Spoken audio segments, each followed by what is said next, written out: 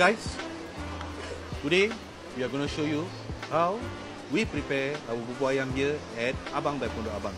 Stay tuned. Guys, I'm Hassan Abdul Rahman, second gen owner of Pondok Abang. Guys, today I'm here at our Abang by Pondok Abang outlet located at 448 Clementi Avenue 3, unit number 0103, guys. Just 5 minutes away from Clementi MRT. So guys, are definitely aware that we are doing bubur nyonya. But today I want to show you the other bubur dish, okay guys, which is the basic bubur ayam and how we cook it here, okay guys. So we've been selling bubur ayam here since the 1990s, okay guys. Previously at our coffee shop stall at block 449. Now that one is a bit unique because our bubur ayam comes with the soto ayam gravy, okay guys. But here we don't sell soto, so it doesn't come with that.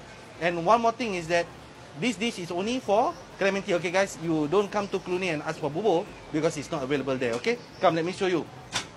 So we have the pre-cooked bubur here, okay guys. Left a bit only now, okay. So let's put the right amount here. Okay guys, it's just a basic, okay, porridge, okay guys. So this one, the texture is just nice, okay guys. It's not too thick, it's not too watery, okay guys. So very simple guys, we just need to reheat this and we are going to add up certain things, okay guys, certain things to make it flavorful, okay. So number one, what we'll do is we'll put a bit of the fish sauce, okay. Even though it's in Thai, but it's halal, okay guys. It's halal, don't worry, okay. There, halal, okay.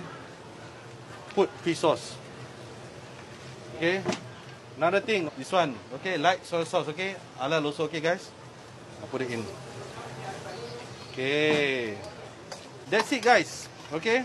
Very simple. It is a dish that, you know, whenever that it's raining, whenever you feel down, whenever you feel sick, you eat, okay guys. See, it's boiling. Okay, the other thing that you want to put is, don't forget to put on the glove, okay guys. Now put chicken. So this chicken guys, okay, this chicken is already boiled, okay guys. It's already boiled. It's boiled with all the spices. We just put in. Break it up. Break it up. Okay guys, break it up. Okay, so now we have to cook the chicken, okay guys. We must make sure that it's cooked. Okay guys, so it's piping hot already, okay. So this bubur is for me guys. Oh yo, sedap ni.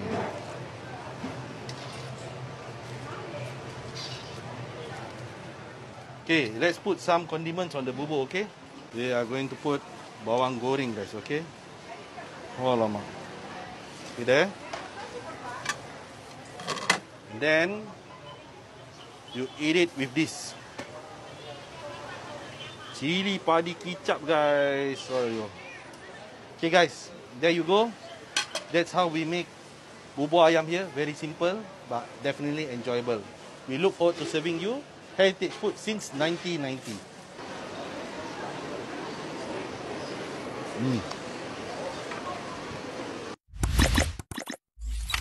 The best authentic Malay food made traditionally.